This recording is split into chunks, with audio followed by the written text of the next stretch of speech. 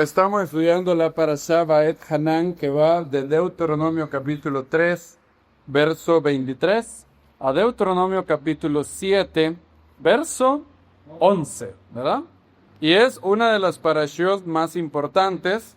Tiene el Shema, ¿verdad? Lo que todo judío devoto recitan 2 veces al día. Shema Israel, Adonai Eloheinu, Adonai Echad. Está en Deuteronomio 6:4 eso, ¿verdad? Escucha, Shema, Israel, el Eterno nuestro Dios, el Eterno es uno. Y amarás al Señor tu Dios con todo tu corazón, con toda tu alma, con todas tus fuerzas. Estas palabras que te ordeno el día de hoy están sobre tu corazón. El Señor Yeshua, el Mesías, dijo que el Shema era el mandamiento más grande de todos, ¿verdad? En Marcos capítulo 12, verso 28, un escriba cuyo trabajo era copiar la ley de manera increíblemente minuciosa. Los escribas tenían una disciplina para copiar los textos nunca antes vista.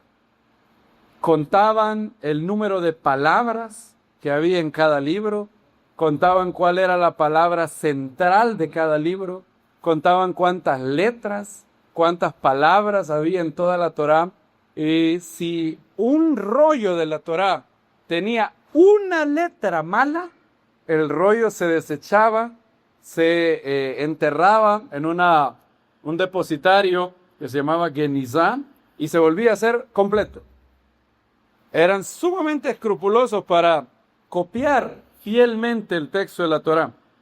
Tan es así que encontraron en el Mar Muerto unos pergaminos del libro del profeta Isaías que datan del año 150 antes del Mesías. O sea, imagínense cuánto tiempo. Y los compararon con el manuscrito de Isaías más antiguo que teníamos antes, que data del año 1000. O sea, hay 1200 años de diferencia. ¿Cuáles son las únicas diferencias? Las únicas diferencias son pequeñas letras que no cambian en nada el significado del texto. Algo así como que encontrar un libro que decía Vicente y el otro libro decía Chente. Algo así. Y no cambiaba en nada. Era 99.995% exacto. Y el escriba le preguntó al maestro, Marcos 12:28. ¿Lo tiene? Vamos a leerlo. Y bueno, voy a pedir que algunos lean un versículo. Vamos a empezar con el hermano Francisco, luego Josué, luego la hermana Leiden, y luego de ahí en adelante por ahí. ¿Ven? 12:28. ¿Ah? Enrique, perdón. Y uno de los escribas se les oyó discutir. Viendo que le respondió bien, se acercó y le preguntó, ¿cuál es el primer mandamiento de todos? Yeshua le dijo, el primer mandamiento de todos es, todo Israel, el Señor nuestro Dios, el primer uno es. El primer mandamiento, el más importante de todos es Shema Israel, Adonai Eloheinu, Adonai Echad. El Señor, escucha Israel, el Señor nuestro Dios, el Señor uno es. ¿Ah? Y amarás al Señor tu Dios con todo tu corazón, con toda tu alma y con toda tu mente, y con toda tu fuerza. Este es el principal mandamiento. Si es aquella semejante, amarás a mi prójimo como a ti mismo. No hay otro mandamiento menor que él. Y entonces, efectiva y esa es lo, ¿verdad? Capítulo, que el niño es todo, y no hay otro fuera de él. Y el amarle en todo el corazón, pero en entendimiento, en todo el alma, en todo el cuerpo, y amar al prójimo como a uno mismo, es más que todo el privilegiado. Yeshua entonces, viendo que había respondido sabiamente, le dijo, no estás lejos del reino de Dios. Y a nadie se atrevía a preguntarlo. Gracias. Y así el maestro enseñó la prioridad. La prioridad correcta de la Torá era el amor a Dios, en primer lugar, y en segundo lugar el amor al prójimo. Esos eran los 2 mandamientos de los cuales dependía toda la Torá. Y ese mandamiento está en esta porción, ¿verdad? También está en esta porción el versículo que leímos, que es muy importante, supremamente importante. La base de la revelación, los primeros libros de la Biblia sirven como el fundamento de toda la Biblia. La Torá, la ley de Moisés. Y Moisés dice que hay algo distinto, que hace distinta a la Torá de cualquier otra revelación. Me acuerdo cuando yo me convertí, empecé a estudiar todas las religiones del mundo, por lo menos las que ameritan serlo, ¿verdad? Sí. ¿Perdón? El budismo, el hinduismo, el islam, el shintoísmo, Bahá'í, todo eso. Me acuerdo que empecé a estudiarlas todas. También a las diferentes corrientes católicas, evangélicas, adventistas, testigos. Fue un largo estudio, me acuerdo, de años. ¿Por qué lo hizo? Dice usted, qué aburrido es. Bueno, yo quería saber si todas eran iguales. Hay un mito popular en la cultura de algunos que dicen todas las religiones llevan a Dios. Todos son diferentes versiones de lo mismo, ¿verdad? Hasta hay un ejemplo que ponen de un elefante, no sé si lo han oído. Hay un elefante y hay 6 ciegos, ¿verdad? Y hay un ciego que toca el moco del elefante y le dicen, ¿cómo es el elefante? Es largo, dice. Es largo. Y es largo y es como blandito. Hay otro ciego que toca la pierna del elefante. Y le preguntan al ciego, ¿cómo es el elefante? Y adivinen qué dice ese otro ciego. Que es fuerte y es robusta, gruesa. Hay otro ciego que toca la cola del elefante. ¿Y cómo es la colita del elefante? Es bien delgadito y bien pequeño. Entonces el otro ciego dice, es bien delgadita, sumamente pequeña. Y en teoría se muestra ese ejemplo para decir que nadie tiene la verdad absoluta, que cada uno conoce ciertas cosas de la verdad. Y me acuerdo que yo no nací en un lugar creyente. Hubo un profesor ateo de la Universidad Nacional, alias la base de los guerrilleros del país, y yo iba ahí. Qué mal lugar elegí, más que yo no era afín al FMLN, con todo el mundo me peleaba. Me acuerdo un día que nos pusieron a debatir entre cuál sistema económico era mejor, si el socialismo o el capitalismo. Y yo estaba, porque iba a ser rifado, íbamos a debatir, iba a haber un debate. Y yo decía que no me vaya a tocar el comunismo, ¿quién puede defender esa locura? Y me tocó me tocó la economía social de mercado. Y me acuerdo que tuve un debate con el que iba a vender el socialismo. Y tenía 19 años yo. Y casi me gané el odio de como 100 guerrilleros que estaban ahí. Todo el mundo se me quedó viendo así porque por diversas cosas que dije ahí. Y me acuerdo que mi profesor de psicología, bien me acuerdo, se llamaba Galvez, era gordo, José Luis Galvez se llamaba. Y era ateo. Yo nunca había conocido a un ateo. Era mi primera vez. Pues alguien que negaba la existencia de Dios. Y yo me había criado en una casa católica y bueno, por varios años había dejado de ser atractivo para mí. De hecho, para mí la misa era la cosa más aburrida del mundo. Yo les he contado que no hay lugar donde yo he dormido más plácidamente que en las misas del Padre Tavo. ¡Ay, qué rico se duerme ahí! Cuando empezaba, hermanos, estamos ahora en el 5º domingo del tiempo ordinario. Entonces, cuando tenía ese tono de voz, entonces cuando él decía el 5º domingo, el tiempo ordinario, yo estaba en el 5º sueño ya. Era el 8º domingo, pero yo iba en el 5º sueño. Y me acuerdo que por muchos años, yo perdí el interés. Pero yo decía, bueno, Dios debe existir, ¿verdad? Ahora, si usted me preguntaba a rajatabla, ¿cómo sabe que Dios existe? Yo le hubiera dicho, no sé, yo asumo, ¿verdad? Creo yo. Y me acuerdo que el Eterno usó a ese profesor ateo. Fíjense qué curioso es.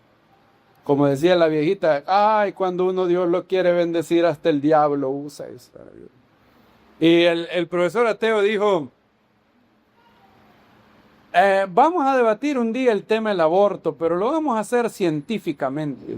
A mí no me vayan a venir con esas dijo que es pecado, dijo él. A mí no me vengan con eso y no sé qué. Y dijo, además los que creen que Dios existe, ¿por qué creen que Dios existe? ¿Qué evidencia tienen para saber que Dios existe? Y esa pregunta me tocó. Me tocó porque yo no podía responderlo. Y dije, buena pregunta esa.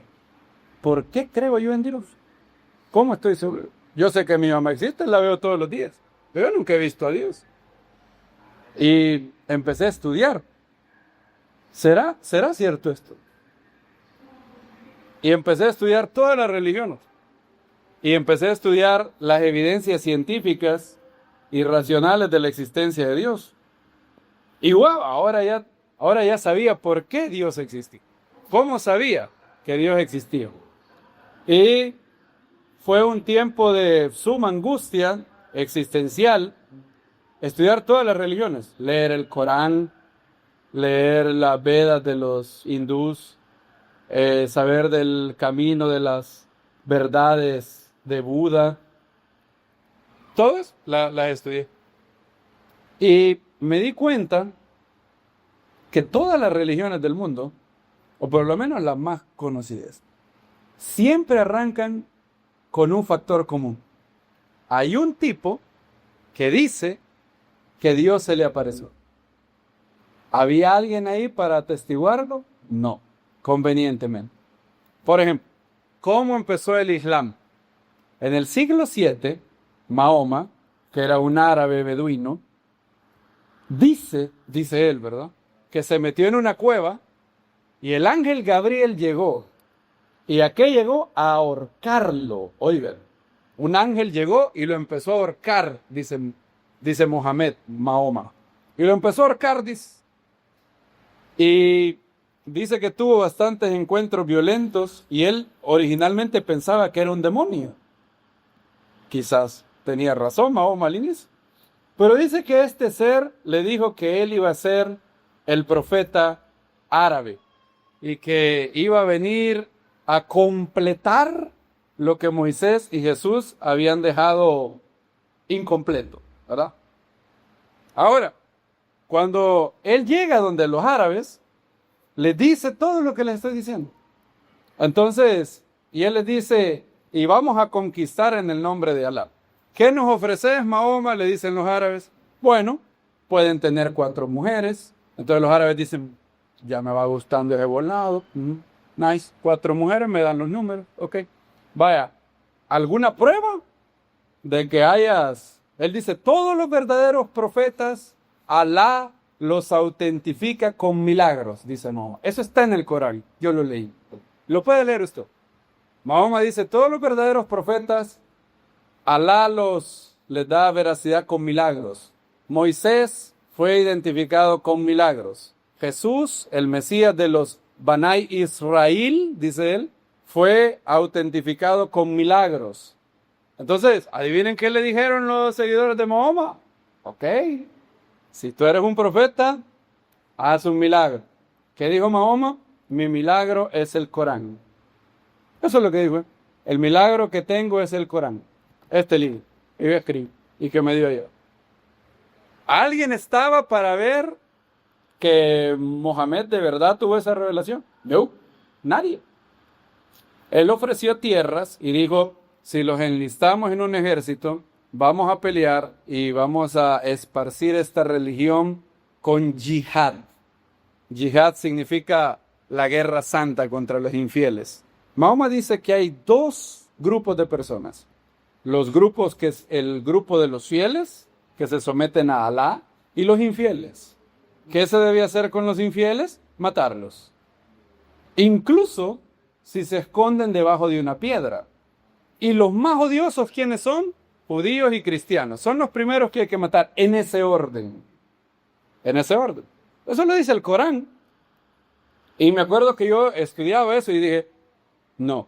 Si hay algo que estoy claro es que esta no puede ser la religión verdadera. Ok, vamos a la otra. Luego estudié a los mormones. ¿Los han visto? Son unos chelitos bien amables que llegan por ahí son bien nice. Y le dicen, hola amigo, venimos a presentarle el último evangelio de Jesucristo. ¿Sabía usted que Jesucristo anduvo aquí en América? Y yo, ¿what? Sí, aquí anduvo. Este es el último evangelio de Jesucristo. Ahora, el profeta de ellos se llama, ¿cómo se llama? ¿Lo conocen ustedes? José Smith.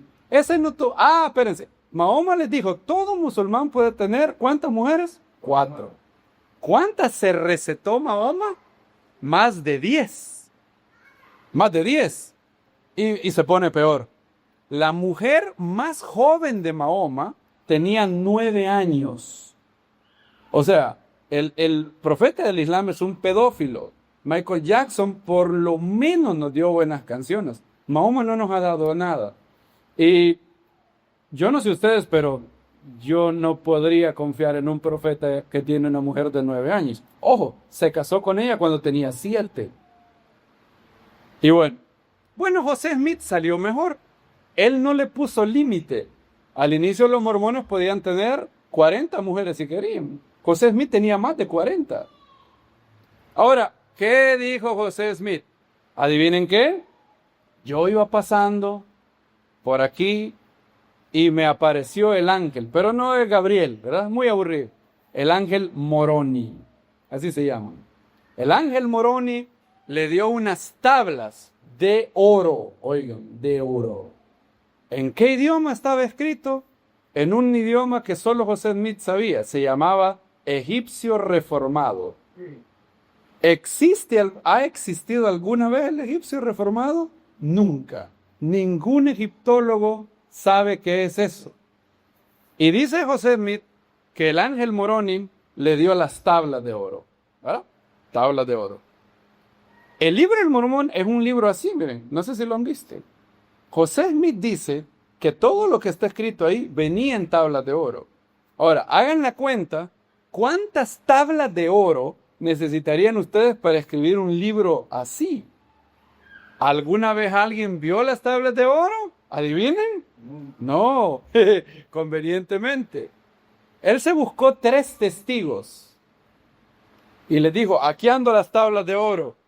Están en esta bolsa, pero no las pueden ver. Y dice que pero le decían, José, ¿y cómo vas a traducir? ¿Tú sabes hablar egipcio? No. ¿Y cómo lo vas a traducir? El ángel Moroni me ha dado el Urim y el Tumim. ¿Qué era el Urim y el Tumim? Unos lentes. Ustedes no me lo pueden creer, pero es literalmente lo que dice José Smith en el libro del Mormón, en Doctrinas y Convenios. Tienen 4 libros sagrados. Yo dije cuando lo estaba estudiando, vaya, estos no tienen 1, tienen 4. Se llama Doctrinas y Convenios, la Biblia, el libro del Mormón y la Perla de Gran Precio. Y cuando él se ponía los lentes, esto parece de Chespirito, ¿verdad? Pero así es.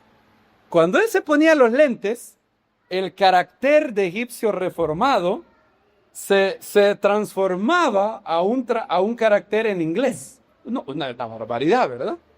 Bien. Entonces él dice que luego se le perdió el Urim y el Tumim. Ay, miren. Entonces, ¿cómo lo tradujo? ¿Cómo hacemos para traducir? Dicen los 3 testigos de José Smith que él tenía un sombrero.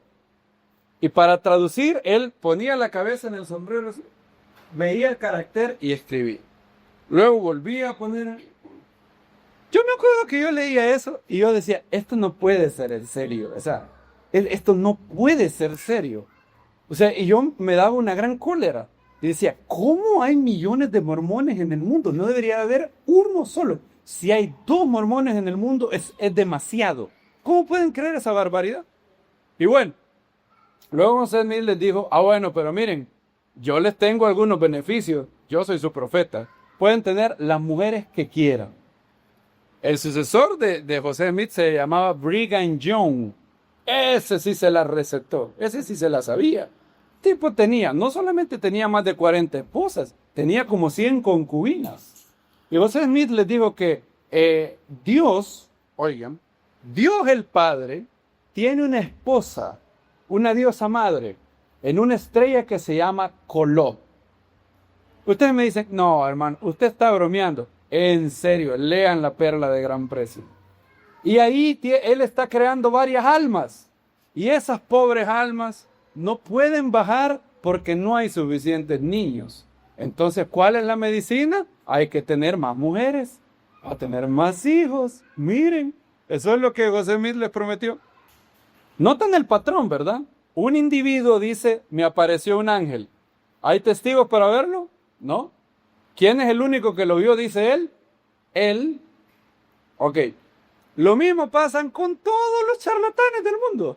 El creador de la luz del mundo dice que un ángel le apareció y le dijo que él es el descendiente de Aarón para eso. ¿Alguien vio a ese ángel? No. Todas las religiones del mundo falsas comienzan con el mismo script. Hermanos, hola. Dios me habló. ¿En serio qué te dijo? Que yo soy su protector. ¿Y qué dice Dios? Que me mantengan a mí, que me den todo su dinero y me den a sus hijas por mujer. De verdad. ¿Y alguna prueba? Mi palabra. Eso es. El Islam, el libro del Mormón y las demás. Buda ni siquiera dio ningún milagro. Él simplemente dijo, el mundo está mal y lo malo del mundo es el sufrimiento. ¿Cuál es el problema? ¿Por qué sufrimos? Porque deseamos cosas. No hay deseo, no hay sufrimiento. Entonces, dijo él, así como decían los estoicos, tienes que llevar tu vida con un ardiente deseo de no tener ningún deseo. Anular todos los deseos. Todos los deseos. Y llevar al nirvana, decía. Entonces yo decía, bueno, esta religión tiene una contradicción. Me dice que tengo que eliminar todos los deseos. ¿Y cuál es el único deseo que tengo que tener? El deseo de no tener ningún deseo. Ok, ¿cuál? Adiós al budismo. Luego el hinduismo. Ay, ese estaba peor. Ese me decía que habían 300 millones de dioses. Y que yo podía reencarnar en cucaracha, bacilo de Koch, tigre de Bengala. Entonces yo dije, eso sí es feo. ¿Alguna base? No. Ok. Luego llegué a la Biblia, a la Torá. Y Moisés y la Biblia, y recuerden Jesús de Nazaret, todo viene del pueblo judío, porque es la fuente, era distinto. La Biblia es el único libro sagrado que se atreve a dar evidencia, que dice, tú no me creas. Miren lo que dice Moisés en el verso 4:32. Porque pregunta ahora por los días pasados que te han precedido, desde el día en que Dios creó al hombre sobre la tierra, desde un extremo al otro extremo de los cielos. ¿Acaso ha oído alguna vez o se ha oído cosa semejante a esta? O ustedes preguntan, ¿a cuál cosa? ¿Qué es lo que hace tan especial la Biblia? Lo que sí. ¿Ha oído alguna vez un pueblo? Subrayen esa palabra. ¿Ha oído alguna vez un pueblo la voz de Dios hablando en medio del fuego como tú la oíste? Y ha sobrevivido. ¿Ha intentado jamás un Dios venir a escogerse una nación entre otras mediante prodigios, señales, batallas con mano fuerte, brazo extendido, con grandes portentos, como todo lo que Dios hizo delante de tus ojos? La Biblia es la única revelación colectiva. ¿Vieron eso? Nacional. Cuando Dios habló a Moisés en el monte Sinaí, todo el pueblo oyó los truenos y oyó la voz de Dios. En Éxodo capítulo 19. En otras palabras, todos fueron testigos. Eso cambia las cosas. Yo puedo venir y decirles, hermanos, Dios me habló. ¿En serio? ¿Qué te dijo? Me dijo que yo soy su profeta. Pero no, a ustedes no les consta, ¿verdad? ¿Podría estarles diciendo la verdad yo? Podría. ¿Podría estar mintiéndolos? También podría. Ahora, supongan que vengo yo y les digo a ustedes, hermanos, ¿se acuerdan aquel día? ¿Se acuerdan el sábado pasado? Cómo a las 3 de la tarde Dios se apareció y nos habló a todos nosotros. Y nos dijo delante del fuego que yo iba a ser su profeta.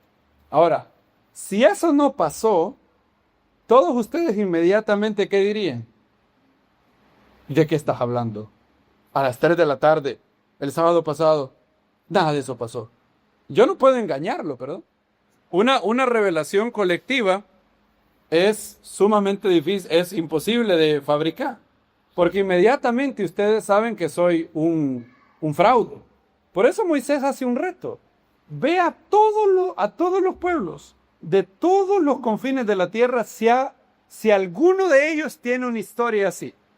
Que Dios llegó a librar a un pueblo de en medio de otro pueblo que lo tenía esclavizado, con milagros y prodigios a la vista de todo el pueblo, y que luego los sacó y les habló en medio del fuego. ¿Hay alguna otra religión que diga algo así? Ninguna. Ninguna. Porque no se puede fabricar. Yo puedo timarte fabricando una revelación individual. Dios me habló a mí. Ustedes no estaban. ¡Ay, qué lástima! Se lo perdieron. Pero yo no puedo timarlos haciéndoles decir, ¿se acuerdan cuando Dios nos habló en medio del fuego? Eso no se puede. Y es eso la base de la revelación. Fíjense lo que el Eterno le dice a Moisés en Éxodo 19. Ahora usted dice, ¡hey! Pero eso servía para ellos, porque ellos sí lo vieron, ¿verdad? Pero yo no lo he visto. No me podría hacer la caridad a Dios de volverme a llevar al monte Sinaí y volverme a hablar, porque pues sí, yo sé, eso sirvió para los israelitas. Bueno, ya vamos a ver eso. Éxodo 19, verso 9. ¿Alguien puede leer Éxodo 19, verso 9? Cuando usted y el niño venga aquí, son una nube, cuando oiga, para que hablen contigo, también crea en mí 100 y ustedes de la de todo al problema de Oigan lo que dice. Yo vengo en el espesor de la nube para que ¿qué?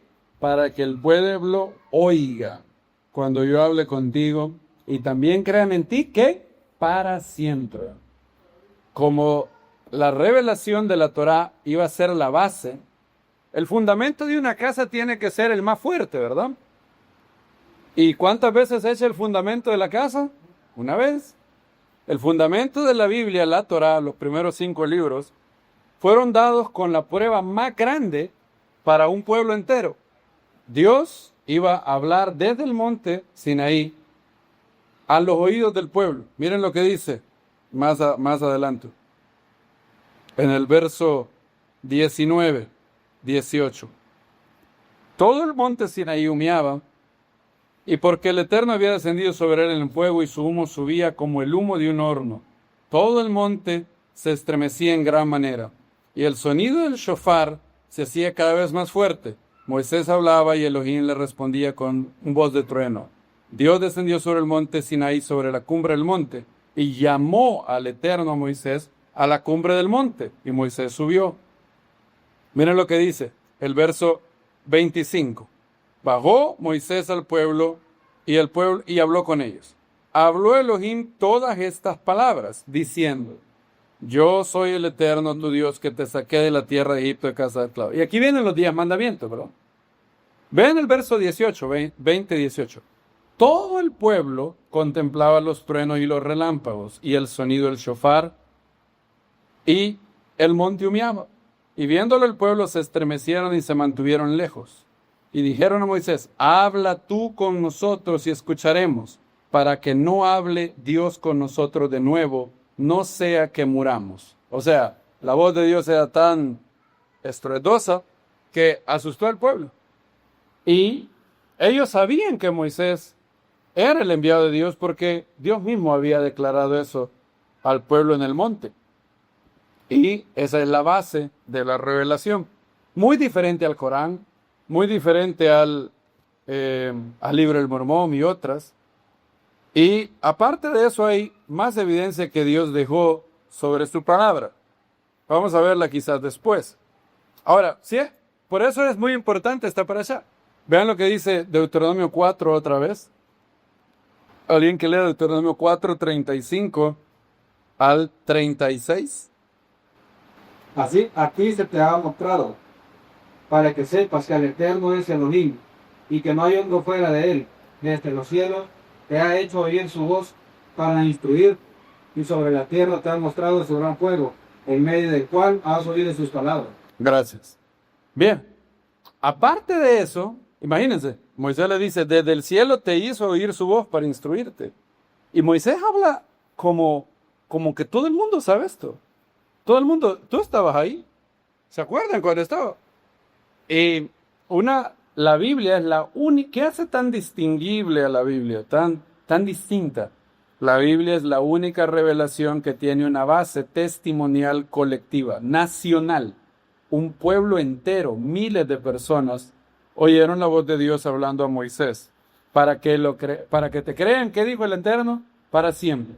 Luego el Eterno iba a mandar otros profetas que iban a venir a completar lo que Moisés había hecho. Deuteronomio capítulo 18 habla sobre más profetas que el Eterno mandaría. Y de hecho mandaría un profeta sin igual, el Mesías. Deuteronomio 18 del 15 al 18. Profeta de de ti, de Fernández, con el Dios y de Hará, Abinal y de ti, a él pondréis. Como el pueblo que dice a la verdad que decía, en el día de la mentira diciendo, no deja yo a oír la voz del Eterno ni el Dios, ni vea a bien más que se pongan fuera para que yo muera. Y a Adonai le dijo, han hablado bien y lo que han dicho. Profeta de la cabeza en medio de los hermanos, como tú, y con 30 palabras sobre tu boca, y él hablará todo de el lugar. Gracias. Vean el verso 21.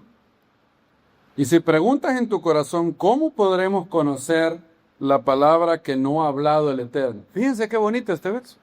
¿Cómo puedo yo saber cuál es palabra de Dios y cuál no? Y un día le pregunté eso a 2 mormones. Llegaron y me hablaron y me dijeron, hay una manera que usted puede saber que el libro del Mormón es cierto. Ajá, ¿cuál es? Usted agarra el libro del Mormón y ore a Dios y dígale que le revele si este libro es cierto. Y si usted siente caliente en su pecho, es Dios revelándole que sí. ¿De acuerdo? ¿Cómo dijeron eso? Yo le dije, ¿ustedes creen que la Biblia es palabra de Dios? Sí, claro. Nosotros tenemos 4 libros sagrados. La Biblia, el libro del Mormón, la perla de gran precio, doctrinas y convenios. Ok. Pero la Biblia, los primeros 5 libros, dan la prueba de cómo yo puedo saber que si un profeta es verdadero. Y la Biblia me dice que si no se cumple lo que el profeta dice, que yo estoy libre para ignorarlo. Ahora, José Smith profetizó que para 1800 no sé qué, si mal no recuerdan, en 1879, la nube de gloria que había posado en el monte Sinaí iba a posar en la casa de los mormones en Missouri, y que muchos de los que estaban vivos en ese momento no iban a morir antes de que el Mesías viniera. Saquen cuenta ustedes, 1879. Ahora, ¿ustedes creen que hay alguien vivo todavía? De los que dijo José Smith, no, ¿verdad? Entonces le digo yo, aquí está la clave de un profeta. Verso 22. Cuando el profeta hable en nombre del Eterno y lo que dijo no suceda, ni se verifique, es palabra que el Eterno no ha hablado. Con presunción habló el tal profeta. Y yo le hice la siguiente proposición a mi buen amigo mormón, y le dije yo, deme una profecía del libro del Mormón que sea cumplida, que yo pueda verificar. Y el problema es que no hay ninguna. José Smith dio como 10 profecías. Todas se cumplieron al revés. O sea, no solamente no se cumplieron, pasó lo contrario a lo que dijo que lo que pasaría. La de la nube de gloria en Missouri, por ejemplo. Entonces yo le di un ejemplo. Hay un ejemplo en la Biblia.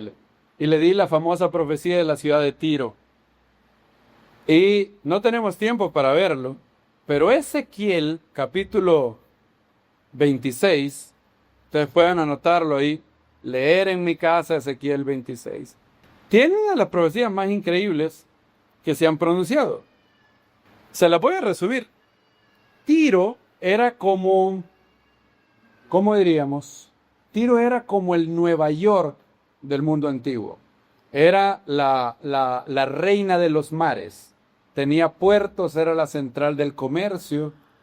Y Ezequiel, un pobre judío exiliado en Babilonia, pobre, escribió una profecía contra Tiro en Ezequiel capítulo 26. ¿Qué profetizó Ezequiel? Bueno, profetizó lo siguiente. Mira, Nabucodonosor va a venir y va a sitiar Tiro, el rey de Babilonia. Va a destruir Tiro. Y luego siguió y añadió, ahora ya no habla en él, Nabucodonosor, sino que dice ellos. Dice, por ejemplo, miren esta profecía, Ezequiel 26:4. Bueno, desde el 1, ya que nos metimos, les voy a comentar esto. Es algo increíble. Yo me acuerdo que le dije a mi amigo mormón, una profecía así en el libro del Mormón, y yo mañana voy a la estaca, porque así le llaman la estaca, le dice. Sí, la estaca. Así le llaman a la iglesia de ella, una estaca. Las estacas de Sión. En el año 11, en el día primero del mes, Ezequiel 26, vino a mí palabra del Eterno diciendo, hijo de hombre, por cuanto Tiro ha dicho de Jerusalén, bravo, rota está la puerta de los pueblos, ha caído en mi poder. Así dice el Eterno, heme aquí contra ti, oh Tiro, como el mar levanta sus olas, así yo levanto contra ti pueblos numerosos. Bien, primer profecía de Ezequiel. Muchas naciones van a venir contra el Tiro. Primero. 2. Destruirán las murallas de Tiro, derribarán sus baluartes, barreré de ella hasta su polvo, la dejaré como peña lisa, será tendedero de redes en medio del mar, porque yo he hablado, dice el Eterno, el Señor. Será botín de las naciones, sus poblados del campo, pasados a cuchillo, sabrán que yo soy el Eterno. Porque dice el Eterno, y aquí traigo del norte contra Tiro a Nabucodonosor, rey de Babilonia, bien específico, rey de reyes, con caballo, carro, jinete, ejército, numerosas tropas. Matará espada a tus hijas en el campo. Armará contra ti torres de asedio, levantará contra ti baluartes y afirmará su escudo contra ti. Batirá tus murallas con ariete, con hachas destruirá tus torres, te envolverá la polvadera de sus escuadrones. De caballería, tus muros temblarán por el estruendo de tu caballería y el rodar de los carros, cuando entre por tus puertas como se entra en ciudad esportillada, con los cascos de sus caballos.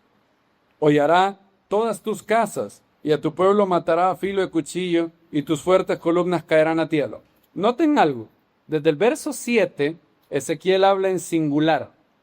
¿Notaron eso? Nabucodonosor va a hacer esto, él va a hacer esto, te envolverá, te hará tal, con pueblo matará a filo de cuchillo. Durante 5 versículos, Ezequiel habla en singular, él, hablando de Nabucodonosor. Luego en el verso 12 sucede algo en hebreo. En hebreo hay un cambio, y en lugar de hablar en singular pasa al plural. Robarán tus riquezas, saquearán tus mercaderías, arruinarán tus muros, destruirán tus casas más preciosas, pondrán tus piedras, tu madera y hasta tu polvo en medio de las aguas. Haré cesar el estrépito de tus canciones, no se oirá más el son de tus cítaras.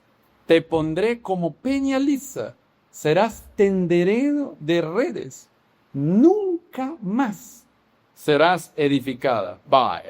Aquí estamos hablando, estas son palabras mayores. Usted puede verificar esto, ¿verdad? Se cumplió lo que dice Ezequiel. Fíjense lo que pasó. Años después de que Ezequiel dio esta profecía, ¿adivinen quién llegó? Nabucodonosor. Llegó y arrasó a la vieja Tiro. Tiro se componía de dos partes. La Tiro continental era la que era una ciudad en el continente y había una pequeña isla. Estaba más o menos, está Tiro aquí continental y había una isla. Ezequiel dice que Nabucodonosor iba a matar a tus hijas en el campo, ¿verdad? Hablando obviamente de la Tiro antigua. Nabucodonosor llegó, sitió Tiro y la redujo a un sitio terrible, hizo varias cosas y cumplió la parte de aquí. Pero, como los muros de Tiro resistieron, la mayoría de tirios, adivinen qué hicieron, escaparon a la isla de Tiro. Ustedes lo pueden ver eso en un mapa, de hecho. Está la isla, está Tiro continental aquí y está la pequeña isla de Tiro. Entonces los tirios, Nabucodonosor los está sitiando aquí y ellos empiezan a escapar. Y se llevan la mayoría de las riquezas en nave para la pequeña isla de Tiro. Cuando Nabucodonosor al fin logra penetrar y deja destruido toda la Tiro antigua, la mayoría de las riquezas ya están en la isla. Y de hecho Nabucodonosor casi no puede disfrutar de las riquezas. Y la vieja ciudad de Tiro quedó abandonada. Ahora, no se destruyó el muro. No se cumplió tampoco lo de barrer de la ciudad de Tiro hasta el polvo. Tiro no quedó como una peña lisa. Las riquezas de Tiro, los tirios se las llevaron para la isla. Y si usted hubiera estado un año después de que Nabucodonosor llegó, yo hubiera dicho lo siguiente: bueno, Nabucodonosor vino, pero la profecía de Ezequiel no se cumplió. Tiro no es una peña lisa. La madera y el polvo de Tiro no ha sido... Porque miren el verso 12. Destruirán tus casas más preciosas, pondrán tus piedras, tu madera y hasta tu polvo en medio de las aguas. Bueno, si usted iba a las ruinas de Tiro, usted hubiera visto toda la madera, todas las casas ahí, porque todo el mundo había escapado a la isla. Usted pudo haber dicho, Juan, quizás Ezequiel no era un profeta verdadero porque no se cumplió. Y por 200 años, y Ezequiel estaba bien muerto. Por 200 años las ruinas de Tiro pasaron así, y la Tiro que siguió progresando era la isla. Bien, hasta que se levantó el rey greco-macedonio Alejandro Magno. Él llegó y les dijo, conquistó todo el mundo, y llegó a donde los fenicios, a Sidón y a Tiro. Los de Tiro le mandaron embajadores y le dijeron, hola Alejandro, ¿cómo está? Le mandaron embajadores de paz y hola don Alejandro, mire, aquí le traemos un tributo y todo esto, y aquí venimos, nosotros estamos en paz. Y Alejandro lo recibió y le dijo, sí, muy amable. Sí. Le dijo, mire, yo tengo una petición. Quiero que me dejen entrar a la isla de Tiro para ofrecer sacrificios en el templo de los dioses de Tiro. Entonces los embajadores le dijeron, y ahí sí va a dispensar don Alejandro, pero no se puede. Alejandro dijo, ¿y por qué no se puede? Porque la ley de Tiro dice que en el templo de los solo pueden sacrificar tirios, no pueden sacrificar extranjeros. Entonces Alejandro se enojó. Le dijo, pues yo quiero entrar ahí. Y los tirios hicieron sus números, ¿hacemos una excepción o no hacemos una excepción? Entonces el rey de Tiro hizo sus números y dijo, espérate, si yo dejo entrar a Alejandro Magno no tiene, ¿cómo se llama? No tenía naves, fuerza naval, gracias. Alejandro tenía un gran ejército y tenía carros, pero no tenía buques, no tenía barcos. Entonces el rey de Tiro dice, espérate. Si yo debo entrar a Alejandro, ya adentro, ¿vos crees que solo va a venir, va a adorar a los dioses y se va a ir? No, como decía don Ramón, cuernos. Este va a entrar y ya aquí nos va a conquistar. Entonces le dijeron, no, don Alejandro, va a dispensar, no se puede, ya nos vamos. Dice, bueno, Alejandro se llenó de ira, vaya que era orgulloso, y dijo, ¿cómo se atreven estas sabandijas a no dejarme entrar? ¿Es ahí? Pues yo voy a entrar. Y en la isla habían hecho varias defensas. Yo voy a entrar. Y los tirios le dijeron, no vas a entrar. Alejandro consiguió un barquito de los que había conquistado y les mandó embajadores de él a la ciudad de Tiro. Los tirios los dejaron entrar. ¿Y saben lo que hicieron con los embajadores de Alejandro? Cuando entraron, los despescuezaron y por el muro se los tiraron a Alejandro. ¡Pluc! Le tiraron los cuerpos de los embajadores. ¿Se imaginan lo que pensó Alejandro Magno? Alejandro dijo, no, eso sí, ese sí que se le subió la mostaza al cerebro. Hoy lo voy a arrasar. ¿Cómo se atreven a decapitar a mis hombres? Y todavía los tiraron al mar, los tiraron por encima del muro, ¿sí? Los tiraron. Entonces Alejandro dijo, lo voy a hacer añicos. Pero le dijeron a sus hombres, ¿pero cómo? Si no tenemos barcos para llegar allá. Y dijo, bueno, pues vamos a construir un dique que nos va a llevar desde la Tiro antigua hasta la Ige. ¿Y de dónde? Y le dicen, ¿y de dónde vamos a sacar todo? Entonces los ingenieros de Alejandro dicen, bueno, vamos a destruir todas las casas, todo lo que hay en la Tiro antigua, lo vamos a destruir. ¿Y saben lo que empezaron a hacer? Empezaron a construir un dique con la madera, con las casas, con las piedras, y hasta barrieron el polvo de la Tiro antigua. ¿Y qué había dicho Ezequiel? Pondrán tus piedras, tu madera y hasta tu polvo en medio de las aguas. Y eso se cumplió esto fue en el 300 y pico. Esto se cumplió como 250 años después de que Ezequiel estaba muerto. Y sabemos que el libro de Ezequiel estaba escrito ya para ese tiempo. Ya el pueblo judío lo tenía en su fase final. Y bueno, Alejandro dijo, no vamos a parar. Y empezaron a construir un puente. Hasta el día de hoy, si usted va al Líbano, donde está la población de lo que antes era la vieja Tiro, usted todavía ve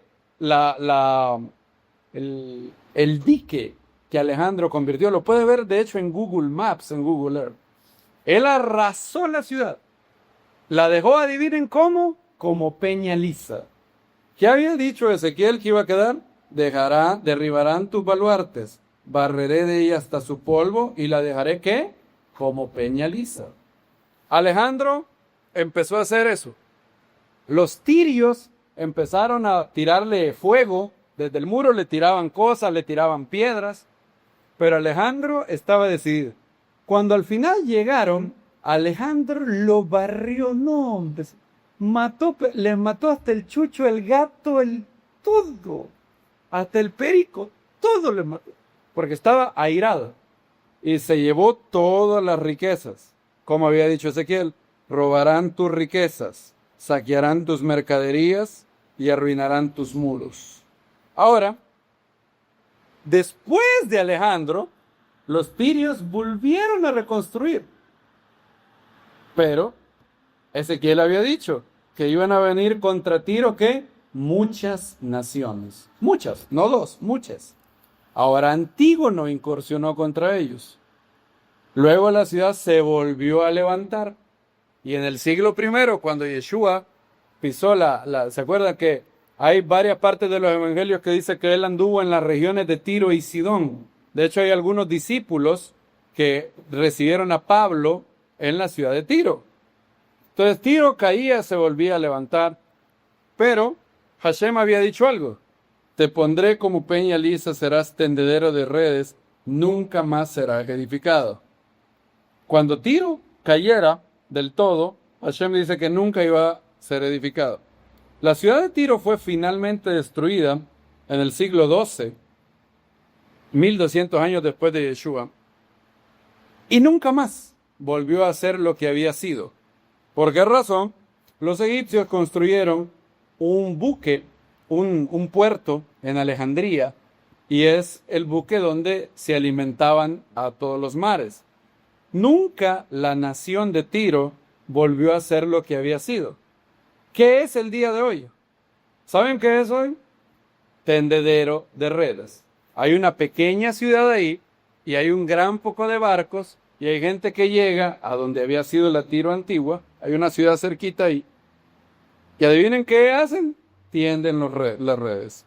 Te pondré como peña lisa, serás tendedero de redes, nunca más serás edificado. Para mí, usted me consigue una profecía así de específica en cualquier otro libro. Yo creo en ese libro. Ahora, si esta fuera la única, ya sería sorprendente. Pero no es la única. Isaías, Jeremías y Ezequiel profetizaron contra el reino de Edom, el reino de los hijos de Esaú. Y dijeron, va a ser arrasada, nunca más va a ser reconstruida y será como Sodoma y Gomorra, donde nadie va a morar. Se destruyó Edom y ha pasado más de 2000 años sin ser reconstruida, hasta el día de hoy. ¿Dónde está Edom? Edom, el antiguo reino de Edom, está en la región que hoy se llama Jordania. ¿Saben que es una región tan horrible que alguien hizo una expedición a Edom y cantan las lechuzas? Cantan en la noche. Un tipo hizo una expedición y levantó una piedra. Abajo de una piedra había 2 escorpiones. Nadie mora ahí. También Ezequiel, Isaías y Jeremías dijeron, Babilonia va a ser destruida. Será destruida, nunca más será edificada. Nadie pasará por ella. El árabe no pondrá ahí su tienda. No será un lugar donde hayan ovejas. Chacales, hurones, búhos morarán en Babilonia. Nunca más será construida. Babilonia fue destruida unos años antes del Mesías. Las 7 cosas se han cumplido hasta ahora. Donde estaba la muralla de Babilonia, no hay una sola casa. Yo les hablé de esto, ¿se acuerdan? Hace un año, y les recomendé un video del arqueólogo Joel Kramer, que consiguió una visa para ir a Irak. Y él muestra cómo quedó la que era la reina de las naciones, Babilonia. No hay una sola casa. ¿Qué es lo único que mora en la antigua Babilonia hoy? Chacales, búhos, hurones. Ahora, fíjense qué curioso. Ezequiel dice que Egipto iba a ser destruido, pero que al final de 40 años Egipto iba a volver, pero, vayan conmigo a Ezequiel 29:13. Ezequiel profetizó que Nabucodonosor iba a ir con todo contra Egipto, pero al final de 40 años el Eterno tendría misericordia de ellos. Ezequiel 29:3, ¿lo tienen?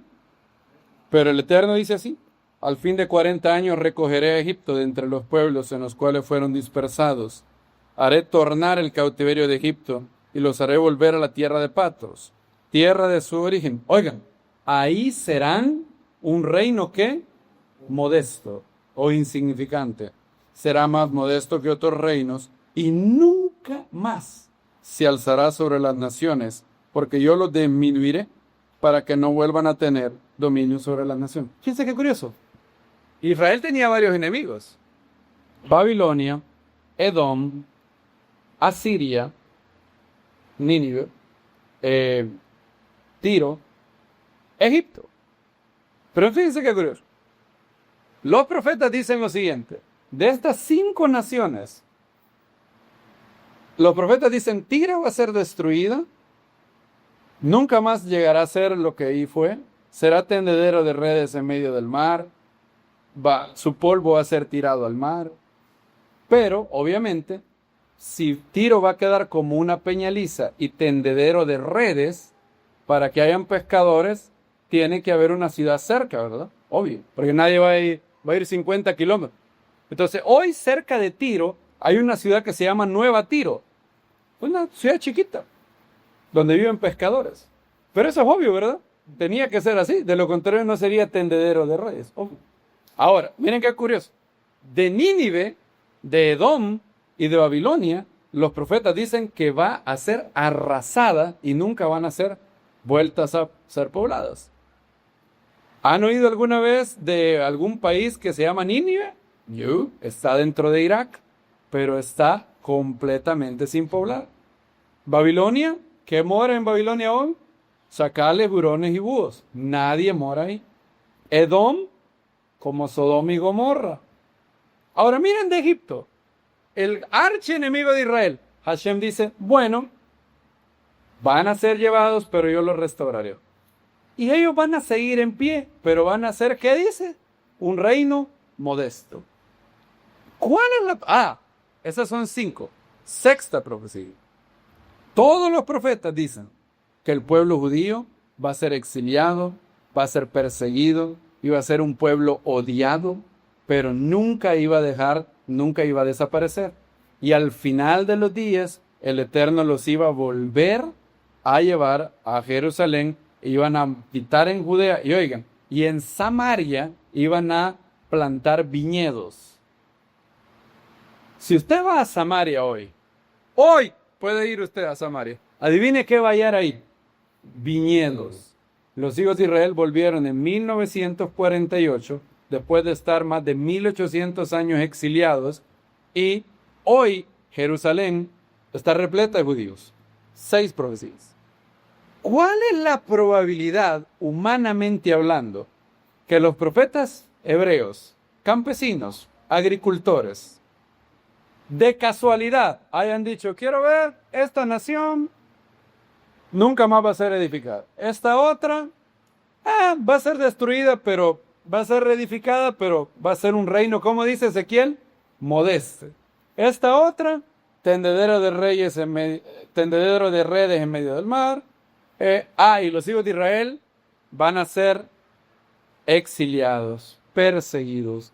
Va a ser el pueblo más odiado, pero nunca dejarán de existir. Miren cómo le dice Jeremías en Jeremías capítulo 31.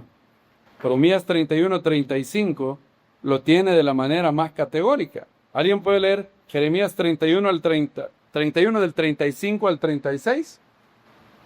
Así dice Adonai, que estableció el sol para alumbrar el día, y las leyes de la luna y de las estrellas para alumbrar de noche, que aterroriza el mar y se pone en consideración sus olas. Adonai Sebaot es su nombre. Y estas leyes se apartaron de delante de mí, dice Hashem, entonces también faltará la descendencia de Israel para no ser nación delante de mí eternamente. Así dice Adonai, si los cielos se pueden medir arriba, o se exploran los cimientos de la tierra abajo, entonces también yo desecharía la descendencia de Israel por todo lo que hicieron, dice Adonai. Jeremías dice que mientras hayan leyes de la luna y las estrellas para alumbrar de noche y sol para alumbrar de día, el pueblo judío seguirá existiendo. No hay nación que haya sido más odiada, más perseguida que el pueblo judío. Exiliada por los babilonios. Amán en Persia trató de exterminarlos. Antíoco Epífanes de Grecia trató de exterminarlos. Los romanos en la Edad Media, los cruzados, la Inquisición, expulsados de España, Inglaterra, Francia. Finalmente en el siglo XX, lo más horrendo del Holocausto. Pero aún así, 7 más o menos. Pero la Segunda Guerra Mundial termina en 1945. 3 años después, el Estado de Israel nació. Y hoy es una nación de 5 millones. En 70 años, el Estado de Israel era un desierto. Un desierto. Tiene el mismo tamaño que El Salvador. ¿Sabían ustedes? El mismo tamaño. 22,000 kilómetros cuadrados, más o menos. Mismo tamaño. O sea, Israel tiene el mismo tamaño que El Salvador. Ahora, en 70 años, el Estado de Israel es una potencia económica, es una potencia tecnológica y es una potencia militar. Ha ganado todas las guerras a pesar de estar en desventaja. ¿Cómo puede pasar eso? ¿Cómo pueden un grupo de profetas, un grupo de campesinos judíos, seleccionar 6 naciones y decir, esta va a permanecer durante el resto de la historia humana? Estas 3 serán destruidas para nunca más. Esta será destruida, pero habrá una ciudad cerca porque va a ser tendedero de redes en medio del mar. ¿Cómo puede pasar eso? La razón es la que dice Ezequiel. Porque yo, el Eterno, ¿qué dice? He hablado. Y eso que no hemos tocado la profecía de Filistea y la de Amón y Moab, también es asombrosa. Entonces, la Biblia nunca llama a la fe ciega. Dios dice, voy a hacer algo y sabrás que yo soy el Eterno. Y para estas 6 cosas, no dependemos de la... Porque lo primero que les dije, ustedes decían, bueno, pero yo no estuve en el monte Sinaí. Si yo hubiera estado, yo hubiera oído la voz, dice. Bueno, estas 6 cosas usted las puede comprobar. Son ciertas hasta el día de hoy. La Biblia es la única revelación confiable. Porque el profeta Isaías dice en Isaías 40, puede buscarlo conmigo, 48, 40 del 6 al 8, que toda carne es como hierba y toda su gloria como flor campestre.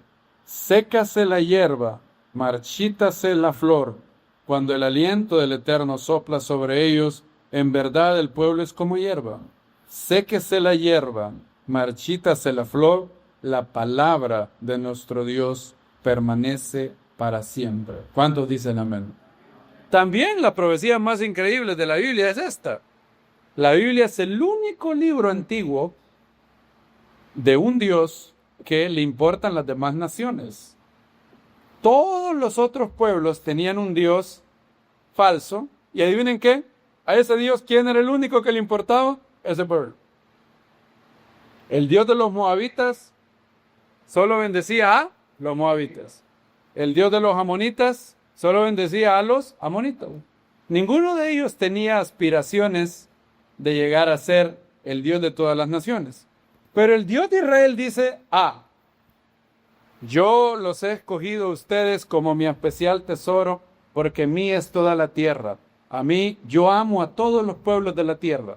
A ustedes los he escogido para que sean la nación primogénita, pero yo amo a todas las naciones. Primer libro de Reyes, capítulo 8, cuando Salomón está dedicando el templo. 8:41. ¿Alguien más que lo lea? Pues los que no han leído. Primer libro de Reyes del 8:41 al 43. Asimismo, el extranjero se muere del pueblo de Israel que te quiere de la tierra, la causa de tu nombre. Bueno, dirás de tu nombre, de tu mano fuerte y de tu Dios te escogido. Y viniere ahora a esta casa, tú oirás en el cielo en el lugar que te moraba, y harás con tu mejor aquello por lo cual el extranjero hubiera clamado, para que todos los pueblos de la tierra conozcan mi nombre y tenerlo, como que tú de Israel, y enciendan y entiendan por mi nombre es separo por esa parte. Gracias. Hashem dice, o Salomón orándole a Hashem dice, y cuando el extranjero que venga, porque van a oír de tu gran nombre, y van a venir a este templo, cuando el extranjero venga y ore, tú escucha desde los cielos, para que teman como tu pueblo Israel y sepan que tu nombre está consagrada, esta casa que he construido. También, aparte de las... Ahora, yo no sé ustedes, pero para mí esas 6 profecías de 6 naciones son espectaculares. Y yo les aseguro algo. Ustedes pueden leer todas las shuras del Corán, no hay ni una profecía así. Lo más que se acerca a Mahoma a una profecía es, vamos contra tal nación, nosotros los venceremos. Esas son las profecías de Mahoma. Ahora eso es como cuando los Chicago Bulls se presentaban y decían, vamos a ganar, ¿verdad? Eso. ¿Qué ejército cuando va a pelear dice, vamos a perder, ¿verdad? Nadie va así. Tampoco hay profecías en el libro del Mormón. La Biblia, esta palabra preciosa, es la única que tiene confiabilidad. Y si esas palabras son ciertas, todas las otras palabras de la Biblia son ciertas. Por eso el Eterno quiso poner a prueba su palabra y decir, yo voy a anunciar esto, una cosa nueva. Y las profecías todavía se tornan más increíbles. El Eterno dice que un israelita iba a surgir como poca cosa, sin atractivo, para que le desearan. Pero iba a pasar algo con él increíble. Reyes iban a abrir su boca, iban a quedar atónitos después de oír la historia de este israelita que se iba a levantar, iba a ser despreciado por el pueblo judío, pero iba a ser entregado a morir. Su vida iba a ser puesta como una ofrenda de culpa por el pecado. a pesar de que iba a ser un israelita que nunca iba a pecar y nunca iba a se iba a hallar engaño en su boca. Pero después de haber muerto, el Eterno le iba a mostrar la luz de la vida. Iba a haber una semilla que se iba a levantar y luego el Eterno le iba a dar, iba a poner su nombre con los grandes. Y este israelita iba a ser puesto por pacto al pueblo y por luz de las naciones. Este israelita causaría que todas las demás naciones dejaran sus ídolos y vinieran a adorar al Dios de Israel. Isaías lo dice así, en Isaías capítulo 55, que iba a dar al Mesías, hijo de David, como el maestro, el legislador de los pueblos. Isaías 55, 4. Bueno, desde el 3. Voy a dejar que lo vean. Inclinad vuestro oído, venid a mí. Escuchad y vuestra alma vivirá. Yo haré con vosotros un pacto eterno, las misericordias fieles a David. He aquí, lo he puesto por testigo a los pueblos, por legislador soberano de las naciones. He aquí, tú llamarás a gente que no conociste. Gentiles, no judíos, que no sabían del Dios de Israel, iban a volverse debido al Mesías, al testigo de los pueblos. Gente que no te conocía correrá a ti por causa del Eterno tu Dios, el Santo de Israel que te cubrió. Hay un israelita que se levanta, nace en Belén, pero ni siquiera tienen para que nazca en una casa, tiene que nacer en un pequeño pesebre. Luego va a Nazaret, una ciudad que era como hoy decir, yo qué sé, Monte San Juan, o Ocicala, o no sé qué. Yo ni sé dónde es Ocicala, saber dónde será. O Lilique. Espero que no haya nadie que sea de Lilique, yo voy de Lilique. O de allá donde era la familia de mi esposa, Chapeltique. Nazaret. Cuando Felipe le dijo a Natanael, hemos encontrado al Mesías, Yeshua de Nazaret. ¿Se acuerdan lo que Natanael? Nazaret. De Nazaret va a salir algo bueno. Nazaret era lo más insignificante. Era un pobladito de unas cuantas familias. Y ese israelita cambió la historia del mundo. Hoy el calendario es antes y después de él. Fue menospreciado por su pueblo, pero levantado por Hashem al tercer día. Y es el judío que ha causado que más gentiles se hayan vuelto a la adoración del Dios de Israel. La Biblia lo había dicho 700 años antes, demostrándote lo que dice el Sidur. Tu palabra es fiel, fidedigna y ¿qué? Grata para siempre. Bendito sea el Eterno. Porque su palabra es fiel y podemos tenerla, como dice el escritor de Hebreo, como el ancla de nuestras almas. Al Eterno sea la gloria, en todo el honor, por los siglos. Amén.